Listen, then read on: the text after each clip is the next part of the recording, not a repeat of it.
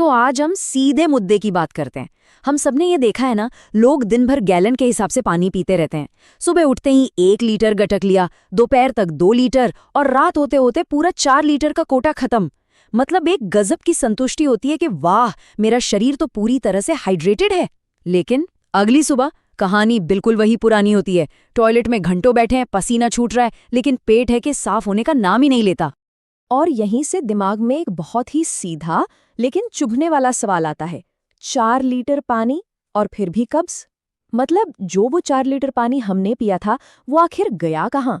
उसने स्टूल को यानी मल को नरम क्यों नहीं किया? आजकल इंटरनेट खोलिए तो हर दूसरा इन्फ्लुएंसर बस यही चिल्ला रहा है कि भाई पानी पियो और कब्ज दूर करो। लेकिन आज के इस एक्सप्लेनर में हम मेडिकल साइंस के बिल्कुल सीधे फैक्ट्स के जरिए ये साबित करने वाले हैं कि सिर्फ सादा पानी पीना कब्ज को ठीक नहीं कर रहा है, बल्कि सच कहूं तो कई मामलों में ये स्थिति को और भी बदतर बना रहा है। आज हम इंसानी शरीर के अंदर चल रही एक ऐसी अदृश्य चोरी, जी हाँ, एक इनविजिबल थेफ्ट को पकड़ने वाले हैं, जो हमारी बड़ी आंत यानी लार्ज इंटेस्टाइन हर रोज बड़ी ही चालाकी से कर रही है। आज हम आंतों के इस ऑस्मोसिस विज्ञान की गहराई में उतरेंगे। और एक बात तय है, अगर आपने इस साइंस को आज अच्छे से समझ लिया ना, तो इस बात की मेरी पूरी गारंटी है कि जिंदगी में कभी भी पेट साफ करने के लिए आपको किसी चूर्ण या लैक्सेटिव की जरूरत नहीं पड़ेगी। तो चलिए इस रहस्य से पर्दा उठाते हैं।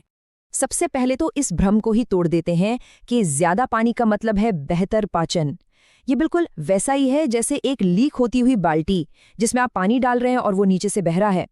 और हकीकत एक सूखी एकदम सख्त मिट्टी की पाइपलाइन जैसी है। होता क्या है कि जब आप खाली पेट या दिन भर में बहुत ज्यादा सादा पानी पीते हैं ना, तो वो पानी सीधे पेट से होते हुए आपकी छोटी आंत में चला जाता है और वहां रुकता नहीं है। वहां से तुरंत एब्जॉर्ब होकर यानी सोख लिया जाकर सीधे खून में मिल जाता है। चलिए पानी के सफर को थोड़ा और ट्रैक करते हैं। पानी खाली पेट से छोटी आंत में गया और फिर खून में। अब खून में जाने के बाद असली खेल शुरू होता है। हमारी किडनी उस एक्स्ट्रा पानी को देखती है और सोचती है, अरे बाप रे, शरीर में मिनरल्स कम हो रहे हैं, इस फालतू पानी को तुरंत बाहर निकालो। और बस इसी वजह से हमें हर आधे घंटे में वॉशरूम भागना पड़ता है। तो इसका सीधा सा मतलब क्या निकला? यही ना कि जो सादा पानी आपने पिया वो बड़ी आंत यानी कोलन, जहां असल में मल जमा है, वहां तक तो पहुंच ही नहीं पाया। वो तो टॉयलेट के रास्ते पहले ही बाहर निकल गया। तो फिर एक सवाल उठता है, आंतों में इतना सूखापन आया कहाँ से? इसे समझने के लिए हमें अपनी आंतों के अंदर चलना होगा। देखिए, जब हम खाना खाते हैं ना, तो पेट और छोटी आंत उस खाने को एक मिक्सर की तरह पूरी तरह मथ देते हैं। वे उसमें से सारे जरूरी न्यूट्रिएंट्स खींच लेते हैं। तो जब वो खाना छोटी आंत से निकलकर बड़ी आंत में एंट्री लेता है, तो उसकी शक्ल किसी पत्थर जैसी बिल्कुल नहीं होती। असल में वो एक पतले सूप या कह लीजिए एकदम लिक्विड फॉर्म में होता है। तो अब सबसे अहम बात, जब खाना बड़ी आंत में एकदम लिक्विड फॉर्म में आया था, तो वो रातों रात कंक्रीट जैसा सख्त कैसे बन गया? यहीं पर शुरू होता है असली विज्ञान, हमारे दिमाग और आंतों का इमरजेंसी सर्वाइवल मैकेनिज्म। मान लीजिए दिन भर में आपने पानी तो बहुत पिया, लेकिन वो सादा पानी था, उसमें कोई मिनरल्स या इलेक्ट्रोलाइट्स नहीं थे। या फिर आपने चाय, कॉफी या पैकेज्ड फूड का ज्यादा इस्तेमाल कर लिया, जिससे शरीर में सोडियम और पोटेशियम का बैलेंस बिगड़ गया। जैसे ही खून में पानी और नमक का ये संतुलन बिगड़ता है और पानी का स्तर जरा सा भी कम होता है, शरीर का मास्टर कंप्यूटर यानी हमारा दिमाग तुरंत हाई अलर्ट पर एक्टिव हो जाता है। और जानते हैं, इस वक्त दिमाग को आपके पेट साफ होने की कोई चिंता नहीं है। उसे बस आपका दिल और फेफड़ों को हर हाल में जिंदा रखना है। इसलिए दिमाग तुरंत बड़ी आंत को एक सख्त मिलिट्री ऑर्डर भेजता है। ऑर्डर बिल्कुल साफ और सीधा होता है, इमरजेंसी, खून में पानी कम हो रहा है।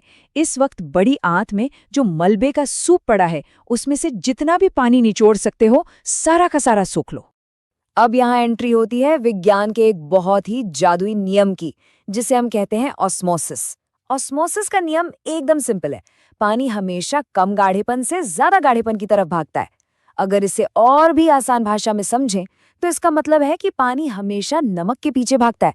जी हाँ, जहां जहां सोडियम जाएगा, पानी आंख बंद करके उसके पीछे पीछे जाएगा। तो ये जो अदृश्य चोरी है, ये आखिर अंजाम कैसे पाती है? इसके 3 स्टेप्स हैं।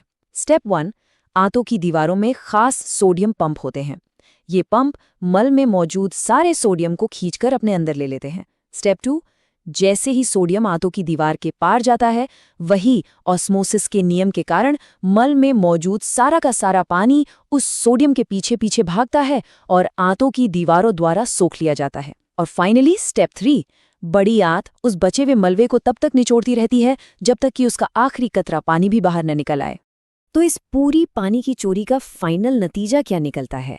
हमारी उम्मीद तो ये होती है कि सुबह मल एकदम स्मूथ पेस्ट की तरह शरीर से बाहर आना चाहिए, लेकिन हकीकत ये होती है कि पानी की इस भयंकर चोरी के कारण वो मल सूखकर एकदम कड़ा होकर कंक्रीट जैसा सख्त बन जाता है। अब सुबह चाहे आप जितनी मर्जी ताकत लगा लें, आपकी पाइपलाइन पूरी तरह से जैम हो चुकी है। और बस यही बात हमें सबसे बड़े सवाल पर लाकर खड़ी कर देती है। इस पूरी वैज्ञानिक प्रक्रिया को समझने के बाद अब सोचने वाली बात यह है, क्या सिर्फ सादा पानी पीना शरीर की पाइपलाइन को वाकई ठीक कर रहा है या उसे कंक्रीट से पूरी तरह जाम कर रहा है? अगली बार जब कोई आपसे कहे ना कि 4 लीटर सादा पानी पी लो, तो आंतों के इस ऑस्मोसिस विज्ञान और इस अदृश्य चोरी को जरूर याद रखिएगा, क्योंकि हमारे शरीर को सिर्फ पानी नहीं, संतुलन चाहिए। तो पहला पॉइंट, सादे पानी का मिथक। और आखिर क्यों बहुत सारा पानी एक साथ पीना फेल हो जाता है? आगे बढ़ते हैं और इस प्रॉब्लम को समझते हैं। अक्सर क्या होता है ना, सुबह उठते हैं, पेट साफ नहीं होता, तो हम 1-2 लीटर सादा पानी एक झटके में पी लेते हैं। लगता है कि इससे आंतों में नमी आ जाएगी, पर एक्चुअली ये तरीका पूरी तरह से फ्लॉप है। क्यों? अब देखिए, एकदम सूखे कठोर कंक्रीट की कल्पना कीजिए। अगर आप उस पर सादा पानी डालेंगे तो क्या होगा? पानी बस सतह से बह जाएगा, अंदर एब्जॉर्ब होकर उसे नरम नहीं करेगा, राइट? हमारे पेट में भी एग्जैक्टली यही होता है। सादे पानी में उन जरूरी मिनरल्स की कमी होती है जो बड़ी आंत को सिग्नल दे सके कि बस अब मल से और पानी मत निचोड़ो। दूसरी तरफ अगर हम इलेक्ट्रोलाइट युक्त बायो वाटर की बात करें तो वो एकदम अलग तरीके से काम करता है। ये मल के अंदर जाकर लॉक हो जाता है और उसे एक स्पंज की तरह अंदर से नरम करता है। और यहीं से हम आते हैं अपने दूसरे हिस्से पर, सेल्यूलर हाइड्रेशन का साइंस और ऑस्मोसिस का जादू। अब ये कॉन्सेप्ट थोड़ा इंटरेस्टिंग है। हमारी बॉडी बहुत स्मार्ट है। ये लगातार खून और आंतों के बीच पानी का बैलेंस बनाए रखने की कोशिश करती है, और यहीं पर ऑस्मोलैरिटी का रूल आता है। ऑस्मोलैरिटी का बेसिकली मतलब है पानी में नेचुरल मिनरल्स जैसे सोडियम, पोटेशियम और मैग्नीशियम की एकदम सटीक मात्रा। ये मिनरल्स आंतों को एक बड़ा क्लियर मैसेज देते हैं। जब ये सही बैलेंस वाला पानी आंतों में पहुंचता है तो वो आंतों से कहता है, देखो खून के पास अपना पूरा नमक और पानी है, तुम्हें मल से पानी चुराने की बिल्कुल कोई जरूरत नहीं है। और सबसे कमाल की बात, मैग्नीशियम और पोटेशियम आंतों की मसल्स को बिल्कुल रिलैक्स कर देते हैं, जिससे वो जकड़न खत्म हो जाती है। तो इस पूरे प्रोसेस को अगर एक सेंटेंस में समझाना हो तो वो ये है, इलेक्ट्रोलाइट्स पानी को मल के अंदर लॉक कर देते हैं। इसको साइंस की भाषा में वाटर रिटेंशन इन स्टूल कहते हैं। मतलब जब स्टूल में मॉइस्चर बनी रहती है और वो स्पंज की तरह सॉफ्ट हो जाता है, तो सुबह बिना किसी प्रेशर के एक ही स्मूथ मोशन में पेट बिल्कुल साफ हो जाता है। और दोस्तों, यही सच्चा सेल्यूलर हाइड्रेशन है। तो अब चलते हैं तीसरे हिस्से पर, हमारी इलेक्ट्रोलाइट रेसिपी, यानी किचन साइंस इन एक्शन। देखिए, हम यहाँ मार्केट वाले किसी आर्टिफिशियल सप्लीमेंट की बात नहीं कर रहे।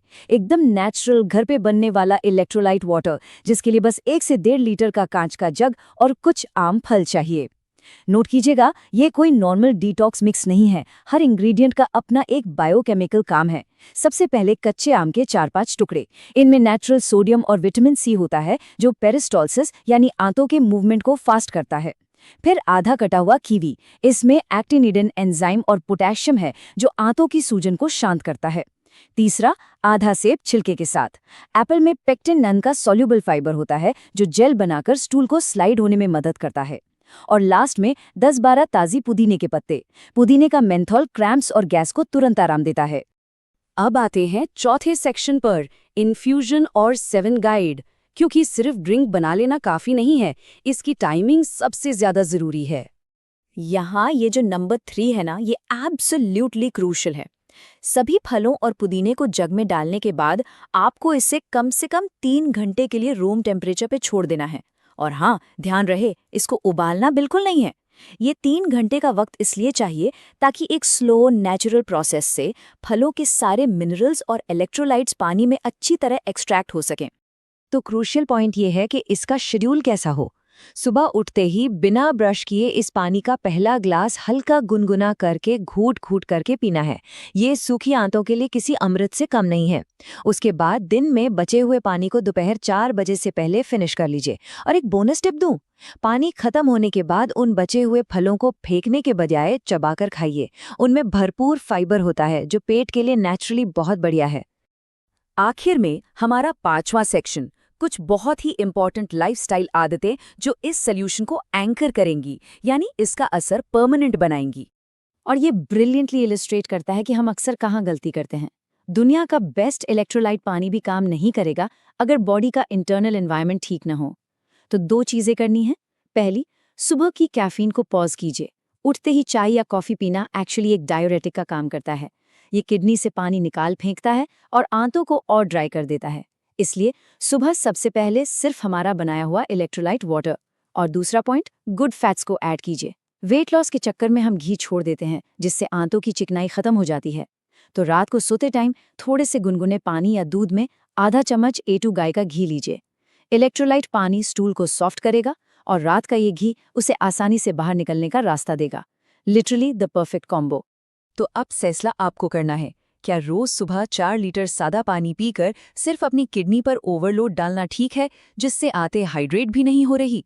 या फिर अब वक्त आ गया है कि साइंस का यूज करके अगले 7 दिनों तक इस सेल्यूलर हाइड्रेशन को ट्राई किया जाए? लॉजिक और रेसिपी दोनों आपके सामने क्लियर हैं। आंतों को ऑस्मोसिस के जरिए पानी चुराने से बिल्कुल रोका जा सकता है और इस प्रॉब्लम को जड़ से खत्म किया जा सकता है। इस शोध की विस्तृत व्याख्या से जुड़ने के लिए आपका बहुत बहुत शुक्रिया। इस नॉलेज को यूज कीजिए, हेल्दी रहिए और